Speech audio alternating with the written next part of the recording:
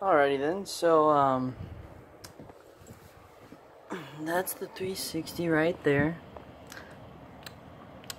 I've been with my friend, we were up until like 6, 7 in the morning trying to figure this shit out. And I've watched plenty of videos on YouTube on how to fix this shit. But yeah, we put it in the oven, didn't we, Marcelo? Yeah, we did. I mean, I thought he was crazy, which he was, but it worked. Oh. Yeah, it works now.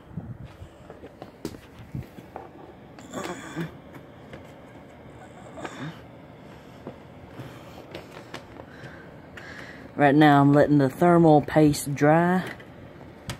Hold that. Letting the thermal paste dry, that way the heatsink doesn't allow the CPU to get too hot. That way in general the whole 360 doesn't get too hot. I know I'm a little outdated, I'm still playing a 360. But that's because I can't fucking afford an Xbox One. Until like a couple months from now, and then I should get a free one. And let's see here. As you can see, I had to go get a new one from GameStop because these motherfuckers ripped me off. They're like, "Hey, yeah, you can put a warranty on this one if you want to," because they didn't give me one for that one that's on the ground. And I just grabbed the wrong controller. So as you can see, that 360 is working fine. GameStop helped me out there, I guess. 360 is pretty much brand new, but we have this controller hooked up to that 360.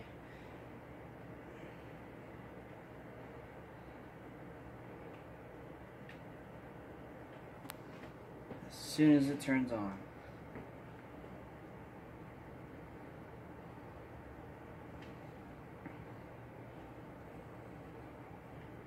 Oh, I don't have this plugged in.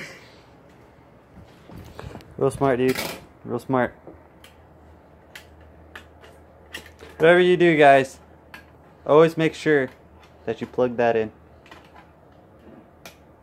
I can't ever find the hole. It's never really good at finding the hole.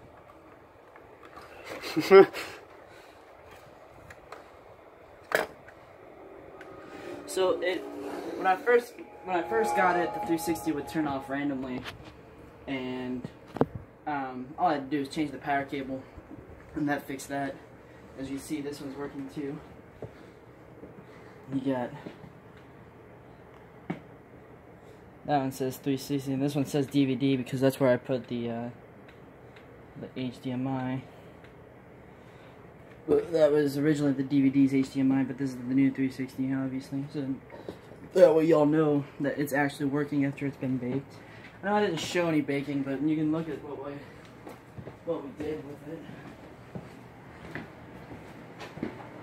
Just grabbed some aluminum foil and covered the main parts, and then you bake it at 170 for.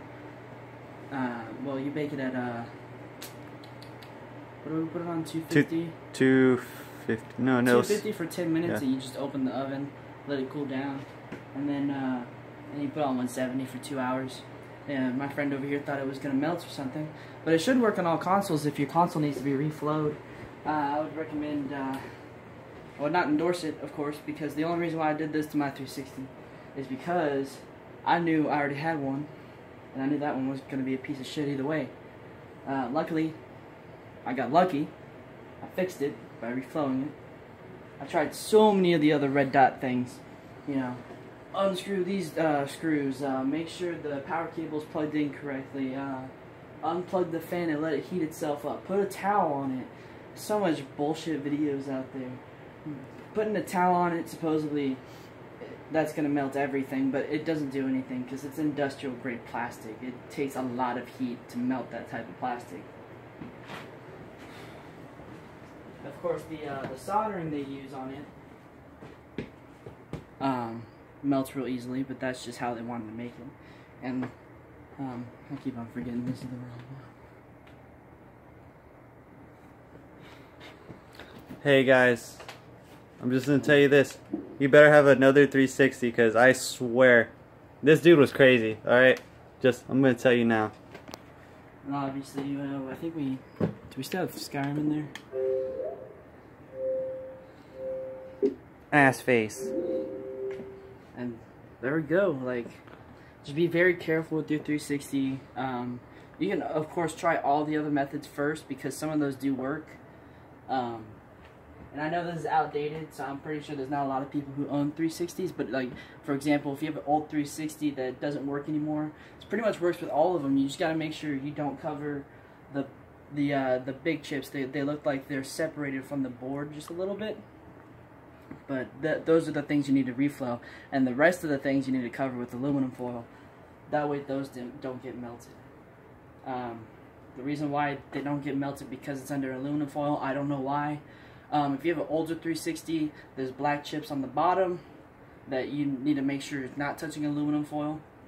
You gotta set it in a different spot than you would a Slim or an E. But yeah, I mean, it's working good. I'm glad to see it's working. That means now I have a backup one. My friend here, he doesn't have a 360, so he can use it once I get it put all the way back together. But for right now, the thermal paste I have on it's only temporary. It's a little bit better temporary than what I had on it last night. If you want to make some very, very, very temporary, like just to see if something works, thermal paste. Mix a little bit of toothpaste and olive oil, canola oil, vegetable oil. But it's got to be a very little oil.